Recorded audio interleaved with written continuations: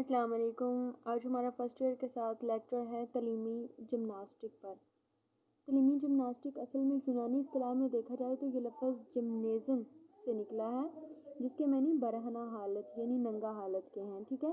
اسی لیے یہ جو بنائے ہوئے ہوتے ہیں ہال وغیرہ کمرے ہوتے ہیں جہاں پر یہ ایکٹیویٹیز ہوتی ہیں ان کو جمنیزیم کہتے ہیں۔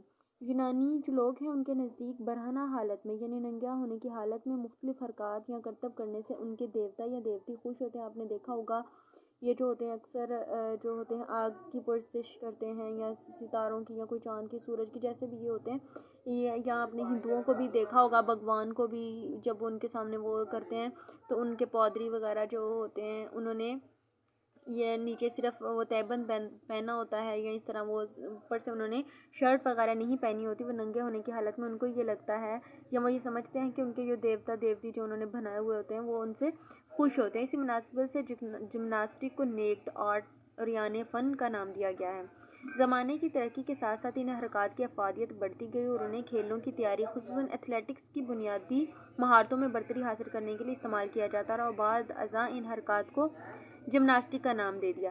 اگر ہم جمناسٹک کو انگریزی کی طرف دیکھیں تو اس کا مطلب انگریزی میں اس کا مطلب یہ بنتا ہے کہ جسمانی تربیت کی ورزشیں ہیں، یعنی روزمرہ کی وہ حرکات جو انسان کسی خاص مقصد کے لیے کرتا ہے۔ لیکن اگر اس کے ساتھ ہم جو ہے تعلیم کا لفظ بھی جوڑ دیں جو تعلیمی جمناسٹک، تو اس کا مطلب یہ ہوگا کہ ایسی حرکات جو سوچ سمجھ کر کسی خاص مقصد سے کی جائیں اور جو انسان میں طاقت، لچک اور قوت برداشت پیدا کرنے کے ساتھ ساتھ پھرتی، عضلاتی اور اعصابی ہم آہنگی اور ذہنی توازن پیدا کرے تاکہ کوئی بھی وہ مقصد اور محرک زندگی گزارنے کے قابل ہو سکے۔ عمدہ قامت اور چست حرکات کا دار و مدار بہت حد تک مضبوط اور لچکدار جسم پر ہوتا ہے۔ اگر آپ کا جسم مضبوط ہوگا تو آپ جمناسٹک کی ایکٹیویٹیز اتنے ہی اچھے طریقے سے کر سکیں گے، ٹھیک ہے۔ اس کے ساتھ ہے قدیم زمانہ میں یونانیوں نے ہی سب سے پہلے جسمانی تعلیم کی اہمیت کو تسلیم کیا اور ایسی ورزش گاہیں تعمیر کی جہاں لڑکے، لڑکیاں، مرد اور خواتین ورزش کے ذریعے اپنے جسم کی ہم آہنگی اور توانائی کی مہارتیں حاصل کر سکیں۔ یعنی انہوں نے جو بنائے ہوئے ہیں جمنیزیم بنائے ہوئے ہیں، جم خانے بنائے ہوئے ہیں جہاں پر لڑکیاں بھی جو ہیں ورزش کرنے جاتی ہیں، اس طرح لڑکوں کے لیے بھی انہوں نے بہت سارے گراؤنڈز، جمنیزیم اور یہ جو ہوتے ہیں جم خانے بنائے ہوئے ہوتے ہیں۔ اب آتے ہیں جرمن کے لوگوں کی طرف۔ جرمن کے لوگوں نے جب جمناسٹک کی ورزشیں شروع کی تو انہوں نے ورزشی آلات بھی استعمال کرنے شروع کر دیے۔ ان کا مقصد یہ تھا کہ ان سرگرمیوں کو زیادہ سے زیادہ دلچسپ بنایا جائے۔ انہوں نے چھوٹے چھوٹے جیسے پول والٹ ہے یا اس طرح کی مطلب کوئی بھی ہوتی ہے تو انہوں نے ساتھ میں چھوٹے عضلات بھی استعمال کرنے شروع کیے۔ تعلیمی جمناسٹک کی کئی قسم کی ورزشیں 20ویں صدی میں انگلستان اور یورپ کے دیگر ممالک میں بھی رائج ہو گئی کیونکہ وہ لوگ ڈرل اور جسمانی تربیت یعنی فزیکل ٹریننگ کی بجائے جمناسٹک کو فروغ دینا چاہتے تھے۔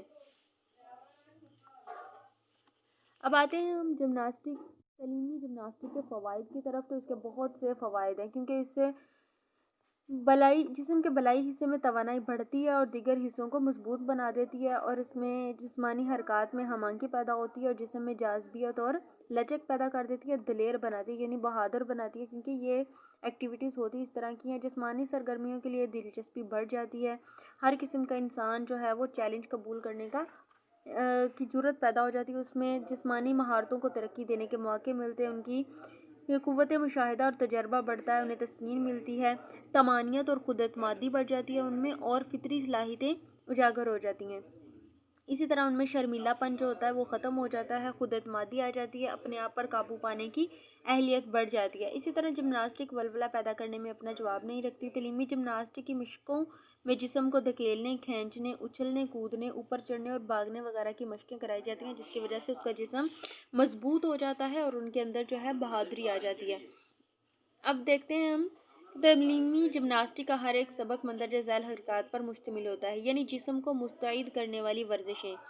وارمنگ اپ یعنی کھیل کرنے سے پہلے جو اپنے آپ کو تھوڑا سا وارم اپ کیا جاتا ہے، جیسے باڈی کو گرم کیا جاتا ہے، کوئی آسان ورزش جو کہ پٹھوں کو پیچیدہ قسم کی، یعنی اس میں جاگنگ بھی آ جاتی ہے، جسمانی حرکات کے لیے تیار کریں، یا کوئی ایسی ورزش جو دوران خون کو تیز کرے، تربیت کے شروع میں شامل کر لینی چاہیے، مثلا اچھلنا، کودنا، تیز چلنا، طاقت کرنا، کسی چیز کو اچھال کر چھونا، گیند پھینکنا، دبوچنا، دوڑنا، حکم ملنے پر فوراً کھڑا ہو جانا، رخ بدلنا اور دائرے میں باری باری چلنا، ٹھیک ہے، دوڑنا بھی اس میں آ جاتا ہے۔ اس کے بعد ہے جسم کے مختلف حصوں کو حرکت دینے والی جوڑوں کی ورزشیں آ جاتی ہیں۔ تو جوڑوں کی ورزشیں میں آپ کا اچھلنا، کودنا، اچھل کر پاؤں سامنے پیچھے اور پہلو کی طرف رکھنا، رسی کودنا، ستارہ کودنا اور گیند کودنا اور رخ بدلتے ہوئے 3 دفعہ گیند کودنا وغیرہ، ٹھیک ہے۔ آگے آ جاتا ہے ٹانگوں کی ورزشیں۔ ٹانگوں کی ورزشیں میں ہم دیکھتے ہیں کہ گھٹنوں کے بل جھکنا، اٹھنا، اکڑوں بیٹھ کر آگے پیچھے کودنا، چت لیٹ کر ٹانگیں اٹھانا اور نیچے لے جانا، یعنی جس میں آپ کی صرف ٹانگیں جس میں استعمال ہو رہی ہیں وہ والی ورزشیں ہیں۔ اس کے بعد ہے کندھے اور بازوؤں کی ورزشیں ہیں، تو اس میں آ جاتا ہے بازو کو کوہنی پر موڑنا اور باہر کی طرف پھیلانا، دوزانوں بیٹھے ہوئے بازو دائرے کی شکل میں گھمانا، ٹھیک ہے، اور بازو اوپر پہلوؤں کی طرف اٹھانا، کبھی ساتھی کی طرف پھینکنا، ساتھی کی طرف پکڑ کر اس کو کھینچنا، ٹھیک ہے، جیسے ہم ایک گیم میں آپ کو اس کی ایگزامپل دے دیتی ہوں، ککلی وغیرہ نہیں ڈالتے ہوتے بچپن میں۔ اس کے بعد ہے دڑ کے بلائی حصے کی ورزشیں، اس میں سر اور گردن بھی شامل ہے۔ سر آگے پیچھے اور پہلو کی طرف کرنا، یعنی ادھر ادھر موڑنا، جھکانا، ٹھیک ہے، تالی بجانا، یہ سارے اس میں آ جاتے ہیں۔ اس کے بعد آ جاتا ہے پیٹ کی ورزشیں۔ پیٹ کی ورزشیں چت لیٹے ہوئے، یعنی سیدھا بالکل لیٹے ہوئے، ٹانگیں اوپر اٹھانا، چوپایا کھڑے ہوئے، باری باری دونوں ٹانگوں کو پیچھے پھیلانا۔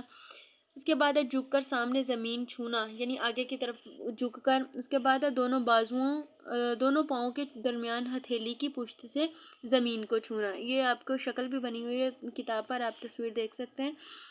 اس کے بعد آ جاتا ہے پہلو کی ورزشیں، یہ ہے دڑ پہلو کو جھکاتے ہوئے ہاتھوں سے ٹخنے کو چھونا، یعنی بالکل سیدھا کھڑے ہو کے پھر آگے کی طرف بینڈ ہو کے اپنے ٹخنے کو چھونا۔ یہ تصویر آپ دیکھیں گے تو آپ کو مکمل طور پر اس کی سمجھ آ جائے گی۔ اس کے بعد ہے توازن کی ورزشیں۔ توازن کا مطلب یہ ہوتا ہے کہ اگر آپ سیدھے کھڑے ہوئے ہیں تو آپ جو ہے لڑکھڑائیں نہ، مطلب ادھر ادھر نہ گریں بلکہ سیدھے رہیں۔ ایسے بچپن میں اس طرح بھی ہوتا تھا کہ ہم جو ہے کسی دیوار کے اوپر چڑھ جاتے تھے جو بہت پتلی ہوتی تھی، جس کے اوپر ہمارا صرف ایک پاؤں آ سکتا تھا، دونوں پاؤں ایک ساتھ نہیں آ سکتے تھے، ہم اس کے اوپر چلتے تھے، ٹھیک ہے۔ اس کے آ جاتا ہے کہ آگے پیچھے اچھلنا کودنا، ایک ٹانگ پر کھڑے ہوئے دوسرا گھٹنا اٹھا کر دونوں ہاتھوں سے ٹانگ کو تھامنا، پنجوں کے بل لکیر پر چلنا، ایڑیوں کے بل چلنا، سامنے بازو جلاتے ہوئے ایک ٹانگ اٹھانا، بینچ پر چڑھ کر آگے پیچھے اور پہلو کی طرف قدم لینا۔ اس کے بعد ہے لٹکنے کی ورزشیں، یعنی بیم سے لٹکنا، جسم کو آگے پیچھے یا دائیں بائیں جلانا، پہلو کی طرف ہاتھوں کے بل چلنا، جسم کو بیم کے اوپر کی طرف تھوڑی تک اٹھانا، رسی پکڑتے ہوئے اوپر چڑھنا، نیچے اترنا یا جھولنا۔ اس کے بعد آ جاتا ہے جسم کو لچکدار اور پھرتیلا بنانے والی سرگرمیاں۔ بنیادی طور پر یہ ورزشیں چٹائیوں، بنچوں اور فرش پر کروائی جاتی ہیں تاکہ جسم میں کاملیت، ہم آہنگی اور لچک پیدا کی جا سکے، ٹھیک ہے۔ اس میں کلا بازی، یعنی جس کو ہم فرنٹ رول یا فارورڈ رول بھی کہتے ہیں، بیک رول یا بیکورڈ رول۔ اس کے بعد ہاتھوں کے بل پہیے جیسا چکر یا پہیا چکر چلنا، دونوں پاؤں سے کود کر کلا بازی لگانا، ٹھیک ہے۔ اس کے بعد آ جاتا ہے اس میں dive roll, spring roll, head roll لڑکوں کے لیے موزوں ہیں، مخصوص نشان پر کھڑے ہو کر آگے چھلانگ لگانا، یعنی اسٹینڈنگ لانگ جمپ جس کو ہم بولتے ہیں۔ اس کے بعد فراگ جمپ، میڈک کود، ٹھیک ہے، ہینڈ سٹینڈ، ہاتھوں کے بل کھڑے ہو جاتے ہیں، ہیڈ سٹینڈ، سر کے بل کھڑے ہونا۔ اس کے بعد فارورڈ بیکورڈ رول، بنی ہوپ، بنچ پر خرگوش کود، یہ جو ہے آپ بنچ کے اوپر چڑھ کے، یا جیسے ہم چھوٹے اسکول میں پڑھتے تھے تو وہاں پر ڈیسک وغیرہ ہوتے تھے، ان کے اوپر چڑھ کر جو ہے آگے پیچھے ادھر ادھر ہونا، ٹھیک ہے۔ یہ ساری جو ہے ہماری سرگرمیاں ہیں جن کی وجہ سے ہمارا جسم جو ہے وہ حرکت میں آتا ہے۔ خدا حافظ۔